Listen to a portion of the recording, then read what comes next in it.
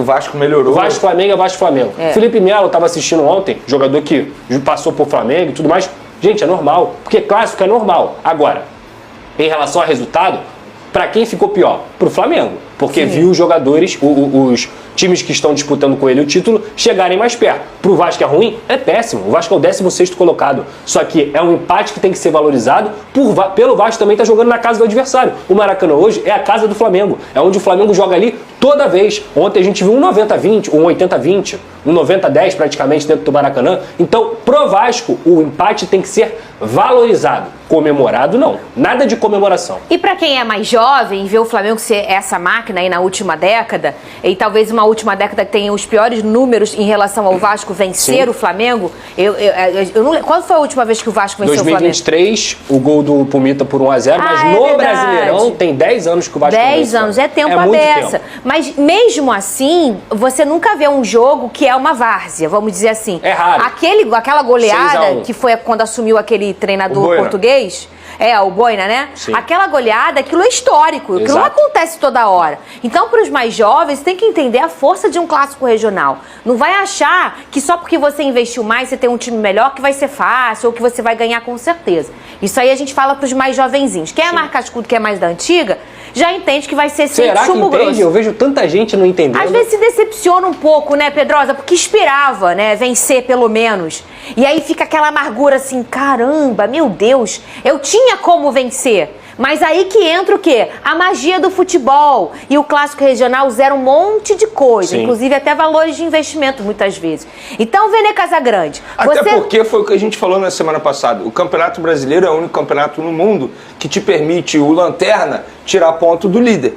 E isso acontece. Por exemplo, ontem o Corinthians perdeu para o Sport. A torcida do Corinthians está revoltada, mas o Campeonato Brasileiro é isso. Sobretudo diante de um clássico que é um clássico pesado, Flamengo e Vasco. O Santos é porque me recordei agora na sexta-feira. O Santos venceu o São Paulo agora. Exatamente, ontem, o São Paulo brigando ali para estar por cima. Tá na Palmeiras perdeu pontos pro Corinthians. É isso. E a torcida do Palmeiras o Palmeiras foi vice esse ano e eliminado pro Corinthians. Isso é a máxima do futebol, ainda mais o clássico regional ali do teu estado. Vene Casagrande, você achou o empate justo? Aí vamos entrar já no debate direto em relação a economizar os jogadores, né? Poupou um jogador ali, um jogador aqui.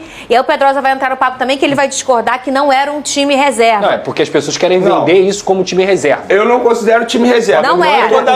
Eu vou dar minha opinião sobre isso. Antes, em relação a empate ser justo ou não, agora falando extremamente sério, não acho o empate diante do que foi o jogo ontem, diante dos 90 minutos, um absurdo. Eu só acho que o Flamengo esteve mais perto de fazer o segundo gol do que o Vasco da Gama. Sobretudo nos minutos finais com a entrada do Pedro. Agora, em relação a poupar ou não, vamos lá. Para mim o grande problema aconteceu na quinta-feira.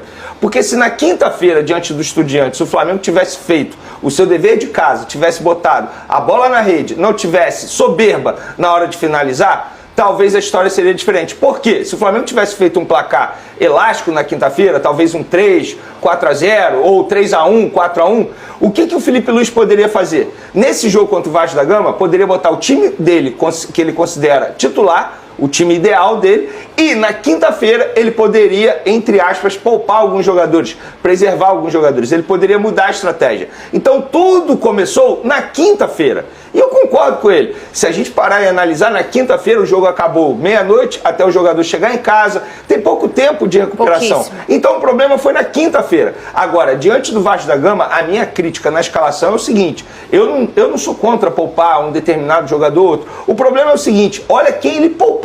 Ele tirou os 3 atacantes, ou melhor, 3 jogadores do setor ofensivo, que a gente considera hoje titulares absolutos. Arrascaeta, Samuel Lino e Pedro ao mesmo tempo.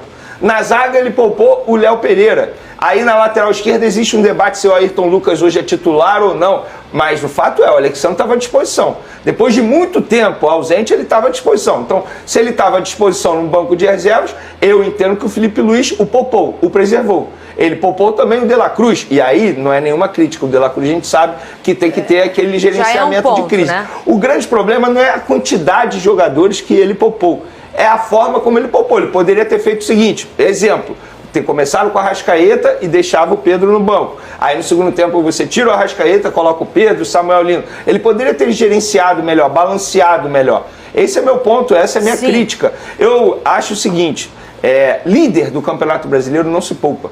A gente aprendeu isso com o Tite na temporada passada, quando ele poupou diante do São Paulo. Para mim, aquele jogo foi emblemático, que o Flamengo era líder na ocasião, ele poupou e acabou acontecendo o que aconteceu. E era bem início do Brasileirão, Então, eu acho que assim, a tomada de decisão foi errada, mas começou errada na quinta-feira, com o desempenho dos jogadores quando eles não colocaram a bola na rede. E agora a pressão aumenta muito mais para essa quinta-feira diante do Estudiantes, embora eu acho que o Flamengo vá passar, mas eu entendo que será uma dificuldade absurda. Agora, em relação ao jogo, quero fazer uma crítica ao Rossi. Não dá o goleiro do calibre dele, da qualidade dele, ter tanto defeito em saída de bola. Vamos olhar? Não é a primeira vez que ele sofre um gol assim, e pelo visto não será a última vez, porque a todo momento ele mostra um certo desespero nesse tipo de bola, na bola aérea. E a gente pôde ver ontem uma falha do goleiro Rossi novamente. É o gol do Vasco, pra gente analisar essa falha que o Vene destacou do Rossi. A gente já vai colocar, mas antes... Os goleiros foram bem mal ontem, tá? Você não gostou do Léo Jardim também? também? Léo Jardim foi mal ontem.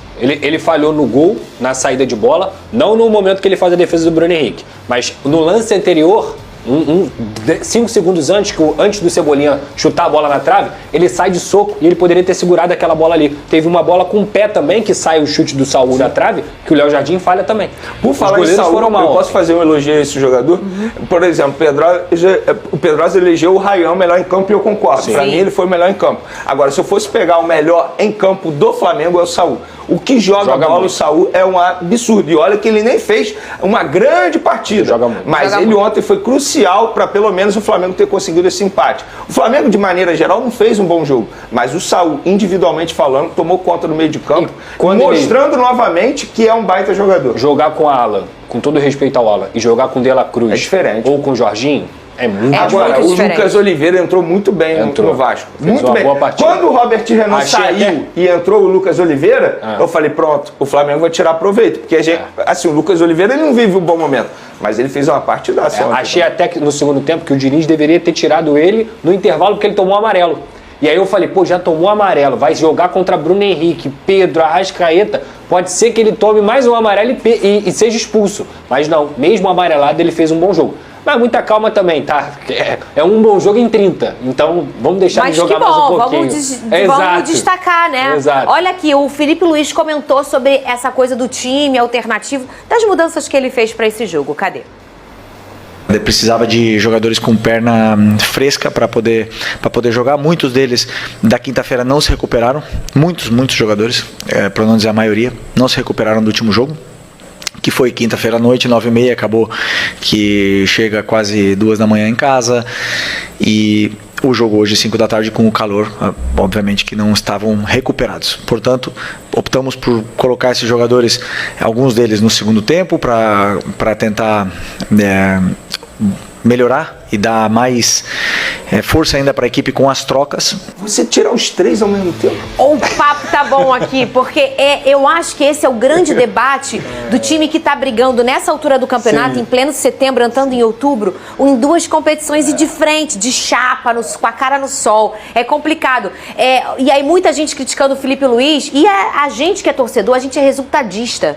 Se tivesse vencido, é isso aí, que bom, tem que poupar. Aí, como empatou, ou se tivesse perdido, e também vai depender muito do resultado do jogo de Libertadores. Agora, e tem um negócio também, Pedrosa, que eu acho que acontece em todos os times, sobretudo no Flamengo.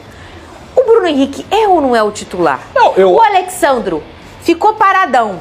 Sim. E aí, quando volta, ele vai voltar jogando?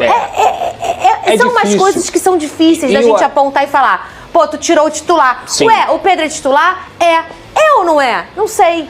Cara, o Alexandro, eu acho que ele é o titular, tá? Ele é o titular. O Alexandro. Só que fisicamente o Alexandro já deu alguns problemas pro Flamengo esse ano. Perfeito. Então o que o Flamengo tem que ter? Cuidado com ele. Quantas vezes o Alexandro saiu com 20 minutos de jogo?